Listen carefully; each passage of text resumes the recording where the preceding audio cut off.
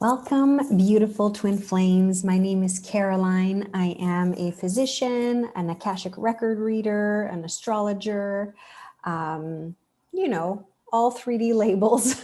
We are all infinite beings having a human experience. Welcome to my channel. The twin flame journey is a journey we wouldn't wish upon our worst enemy. So, thanks for hanging in there. It's been it's been tough. Many light workers are actually doing a little bit better in 2020 than the rest of the collective. That being said, we will have a look at a big full moon that's happening this weekend. So this event is happening on Halloween. We have a Halloween full moon. And it is happening at 9:50 a.m. Central Standard Time. And I have been guided, especially for twin flames. This was a very hard switch for me. I've been reading for years using the Placidus house system. And literally, my guides have been pestering me to switch over to whole sign. And it was a battle because I have grown very attached to my own chart using the Placidus house system. But Placidus is, I think, maybe 300 years old, and whole sign is thousands of years old. And it's like your basic operating system when you're looking at astrology. And twin flames are old souls. And to be honest with you guys, more and more things were creeping up to prove to me that certain things were not happening. Current transits were not happening in the house that I thought they were. I'm very identified with being a third house sun, and now I'm a fourth house sun. Like, it changes things. So it was a hard transition, but I 1000% feel like it's so much more accurate now. So much more accurate. And I'll give some more examples, down the road. But that being said, let's have a look. The first thing I want to look at with this full moon, obviously, the moon is right here, okay, in the sign of Taurus at 8 degrees, 38 minutes in the earth sign, the fixed earth sign of Taurus. And what is badass about this full moon is that it's not just conjunct Uranus, it's sharing the same degree as Uranus, like 2 minutes, one's at 8 degrees, 38 minutes, and the other one's at 8 degrees, 41 minutes. I mean, this is like a very tight conjunction. And for some reason, this full moon reminds me a lot of the new moon in Aquarius that we had this past February. Excuse me. I don't know about you, but that was a wicked one for me. Huge fight with my twin that night because it was squaring. It was in the sign of Aquarius, but it was squaring Uranus. And that was a long time ago. My gosh, you guys, February was like before the pandemic. We're all so much more healed now, but you definitely want to watch out for this full moon because Uranus is known for, shock and awe, shock, surprises, revolutions. The other crazy thing is that Black Moon Lilith is in the neighborhood. And Black Moon Lilith, I feel, is very misunderstood. It's got a very similar vibration to Uranus in that, Black Moon Lilith was, Adam and Eve, Adam's first wife, and they were both created equal, right? Whereas Eve was created, she was like a rib. I guess she was created from Adam. But Lilith was created equal. But when Adam wanted her to bow down to him, obviously it's been twisted, over the years by men probably, but she got herself out of Eden. She left, and she wasn't going to bow down to him. And the mythology goes that she kind of transformed herself into a snake and came back into Eden and offered the apple or the pomegranate to Eve and told Eve, do not bow down to him, rise. And so you can see that she's got a very similar rebellious energy, to Uranus. And so this is going to be a very interesting full moon. And the reason we know that it is a full moon is because we've got the sun right here, in Scorpio opposing. So there's a red line, they're opposing. When the sun and the moon oppose one another, the earth is right here in the middle, you have a full moon. And so the sun is in the hot sign of Scorpio. Scorpio is our deepest psyche. It's, things that are hidden deep down into our psyche. So the sun will be shining its full, when the moon gets fully illuminated, it'll be from the light of Scorpio, if you will. And gosh, the types of things that can manifest that day. Because the good news is that the moon is exalted in the sign of Taurus. That is the moon's favorite spot of the entire zodiac. The moon loves being in Taurus. But Uranus is at fall position. Uranus would rather be in Scorpio. Uranus is exalted in Scorpio. So Uranus and Taurus is a little shaky. It wouldn't be surprising to see stock market, shocks because Taurus rules money. If there was going to be a power outage, Uranus rules electricity, it might be around that time, not to make any crazy, speculations, but those are the types of themes that we can expect for, that type of energy. Let's have a look at Venus. We're going to have a look because the ruler of this full moon, right? The ruler of the sign of Taurus is Venus, okay? And she's right up here. And the good news is that Venus is in dignity. She is in her home sign of Libra, which is good news. But the problem is she is making an opposition to Chiron down here. So she's at 4 degrees, 18 minutes. And Chiron, is at 5 degrees, 49 minutes down here. And gosh, the last time that happened last year, this is like a funny story. This is like a typical Venus opposing Chiron. Venus is in dignity, she's feeling beautiful, justice, at peace. But opposing Chiron, I'll always remember my Venus opposing Chiron last year in this exact position. I had ordered a new kind of makeup foundation and it was the wrong shade. Okay, this thing was just, I should know better than ordering foundation online. But this thing was like, I'm not kidding, it was like 3 shades too pale. And I put it on, and because I didn't want to redo my whole skincare routine and blah, blah, blah, I'm just whatever, let's not look in the mirror all day and let's just go along with the day.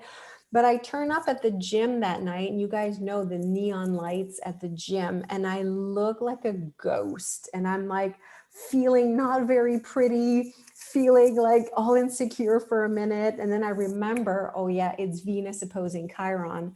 Venus isn't going to feel very pretty at that moment, but as long as I feel that remembering that, oh, this is the current energy, that makes me feel better for some reason, that somehow, but that's, to add on top of this, what I feel is a difficult full moon, there's another one right there. Venus will be opposing Chiron.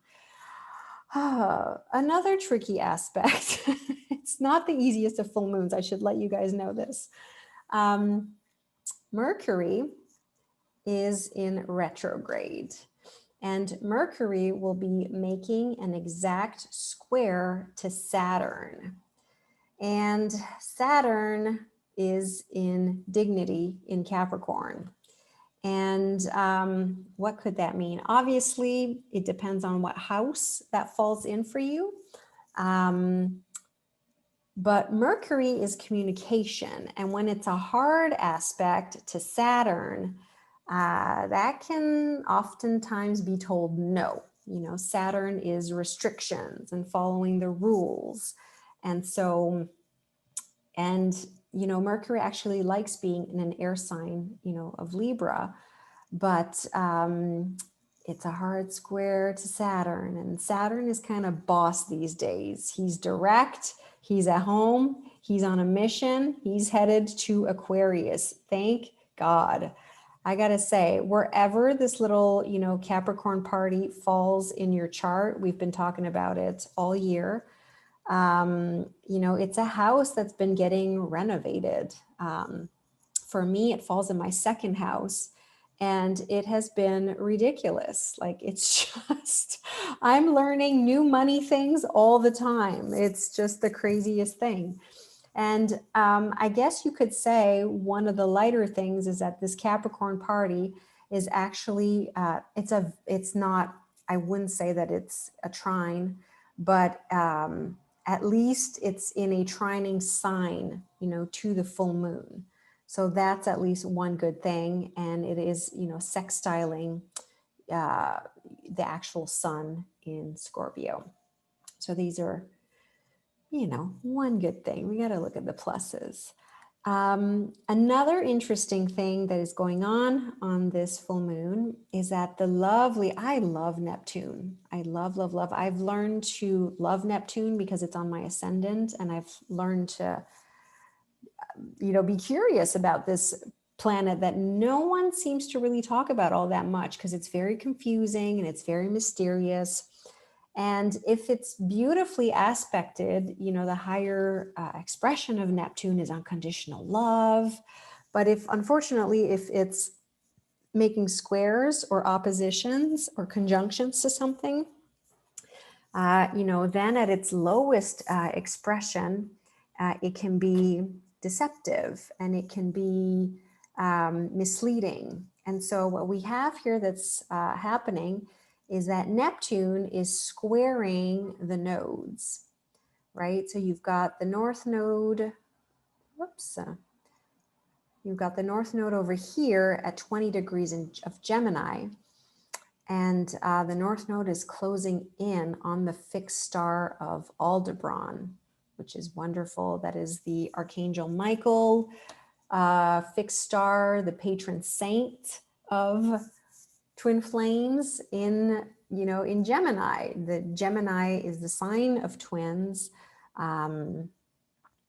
Mercury ruled. I really feel like Mercury is a guide to so many twin flames. It rules, you know, siblings, you know, I mean, you know, twins, siblings.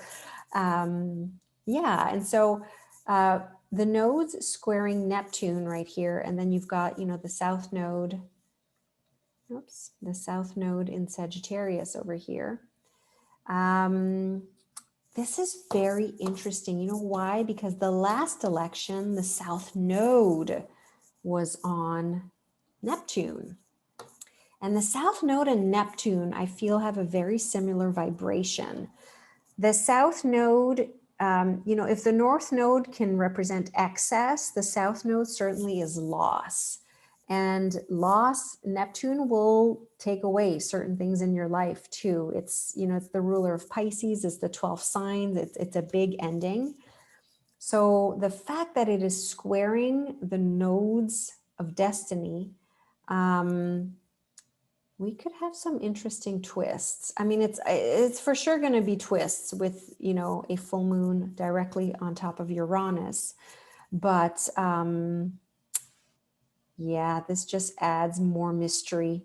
Neptune is very mysterious. It's just things going on behind the scenes, you know, possibly with the media, because the media is it's ruled by Neptune. It's, you know, it's themes that only show you one side of the story, you know, photography, glamour. Those are Neptunian themes.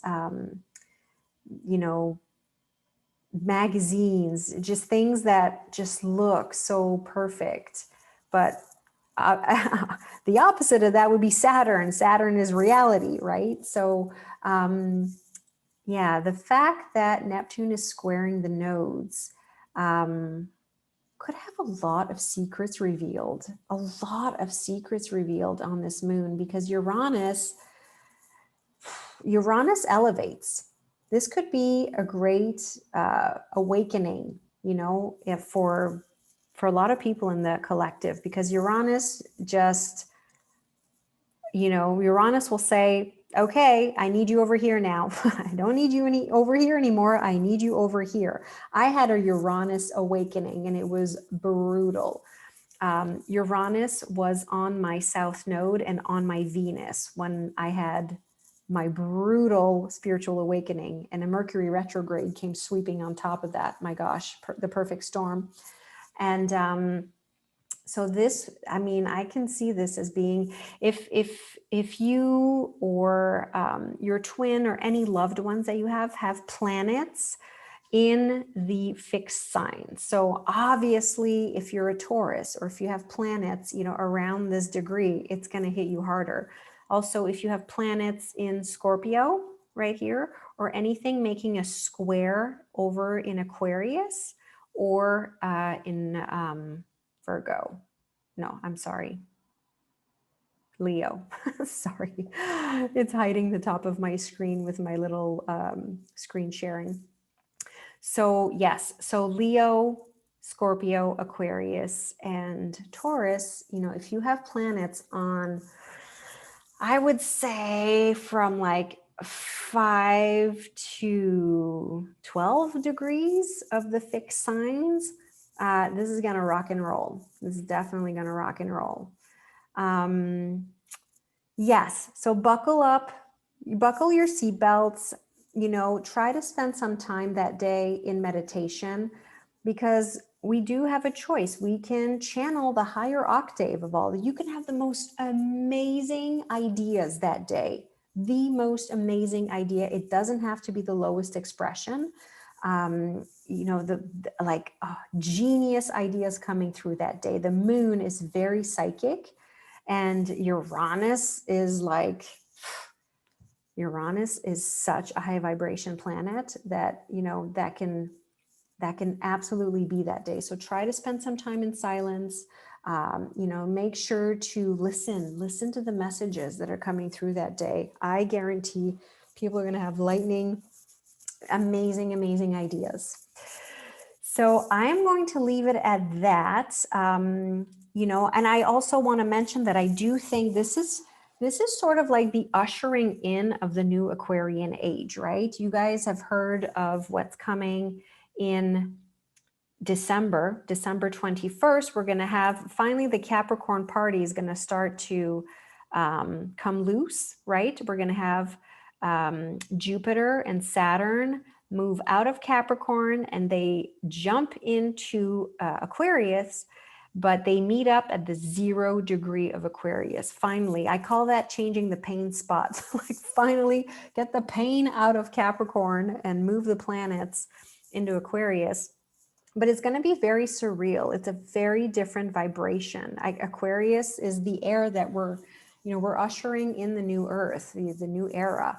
And I feel like this is the beginning of it because Uranus is the ruler of Aquarius. And so I feel like this is like, this is the unofficial Big Bang, soft opening, although there's nothing soft about Uranus, but yeah, change is coming. Change is definitely coming. We're going to have such a fresh start at the winter solstice. I am so excited about it. So I will leave my information in the description box down below. I invite you to join my email list. I have every month I remind people of the new moon. I lead my email subscribers to write down their new moon wishes every single month. to, manifest the dream of their life of their dreams. It's based on a book by my favorite astrologer called Jan Spiller. It's called New Moon Astrology, The Secrets of Astrological Timings to Make All of Your Dreams Come True. And it is badass. It is so badass. It's the first, there's 8 hours every single month that are more potent than the other 700 and something to make all of your dreams come true. And those 8 hours are the first 8 hours following the new moon. And there's rules, there's a method to this. You don't just, but you got to write down what you want during that 8-hour window. And so when you sign up for my email list, you will receive a sequence of emails to let you know exactly how to do this, how to word your wishes, no more than 10, but it's got to be more than one. Like there's a set of rules that you need to follow. It'll take you 5-10 minutes per month. It'll change your life, because the only reason that we don't have what we want in our life is because we have inner resistance to it. When we partner up with the universe and we let it know exactly what we want at the right time, our resistance starts to get dissolved from the inside out. So I will put the link in the description down below. It's a super fun spiritual practice to start doing, to really start turning your life around and start attracting, all of this amazing abundance that is available to us. I love you guys so much. Hang in there, my brave, brave soldiers of light. We are all in this together, and we are ushering in, this new era of divine partnership. We're bringing back the divine partnerships onto this earth, and we can do this. We can so do this. I love you guys so much, and I will talk to you on the new moon.